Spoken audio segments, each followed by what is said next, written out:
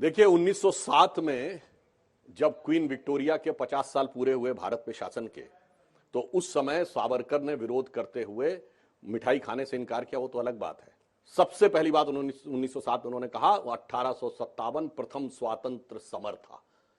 मैं विनम्रता से पर चुनौती से पूछता हूं, 1907 से पहले जितने कांग्रेस के नेता हुए 1885 से 1907 तक, विमेश चंद्र बनर्जी, सुरेंद्र नाथ बनर्जी, फिरोज शाह मेहता, महादेव गोविंद रानडे, किसी का नाम बताइए जिसने 1857 को स्वतंत्रता संग्राम कहा हो। सबने कहा सिपाही विद्रोह, म्यूटनी, 1857 का गदर।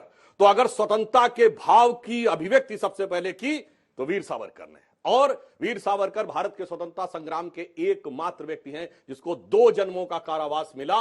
किसी भी दूसरे स्वतंत्रता सेनानी को 2 जन्मों का कारावास नहीं मिला। उन्होंने 1910 में उन्होंने हंसते हुए आके कहा था, चलो इसी बहाने अंग्रेजों ने हमारे पुनर्जन्म की अवधारणा को तो माना कि एक के बाद दूसरा जन्म होता है। और फिर ये मैं पहले भी कह चुका हूं, पुनः रिपीट कर रहा हूं, 1910 में जिस वर्ष में सावरकर को 2 जन्मों का कारावास हुआ, और तो माफी मांगने का आरोप लगाने वाले लोगों के लिए उस समय कांग्रेस का अध्यक्ष था विलियम वैडनबर्न, जो ब्रिटिश सरकार का सेक्रेटरी था। अब आप ब्रिटिश सरकार के सेक्रेटरी के कदमों के नीचे बैठे हुए हैं तो माफी मांगने की जरूरत क्या? आप तो वैसे ही झंडा बरदार, हुक्म बरदार, फरमा बरदार बन के बैठे हुए हैं, और इसमें कोई 19-20 नहीं है। जाके चेक कर ले कोई भी व्यक्ति, फटाफट मोबाइल खोलिए, देखिए 1910 में कांग्रेस का अध्यक्ष कौन था, विलियम वैडनबर्न। बस साफ हो जाता है कि एक व्यक्ति जिसने स्वतंत्रता के भाव का उद्घोष किया, और दूसरा व्यक्ति, हमारे पर आरोप है ना कि हमारा मात्र संगठन संघ है। हां, हम कहते हैं हमारे तमाम नेता संघ से आए, दोनों प्रधानमंत्री संघ के प्रचारक थे।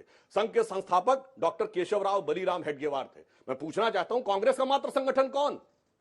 कांग्रेस का संस्थापक एलन ऑक्टेवियम ह्यूम, ब्रिटिश सरकार का सेक्रेटरी, तो उसका मात्र संगठन तो ब्रिटेन की सरकार हो गई, अगर मात्र संगठन की बात है तो। इसलिए जिनका मात्र संगठन ब्रिटिश सरकार है, वो लोग आकर जब आरोप लगाते हैं तो इतिहास के तथ्यों के कठोर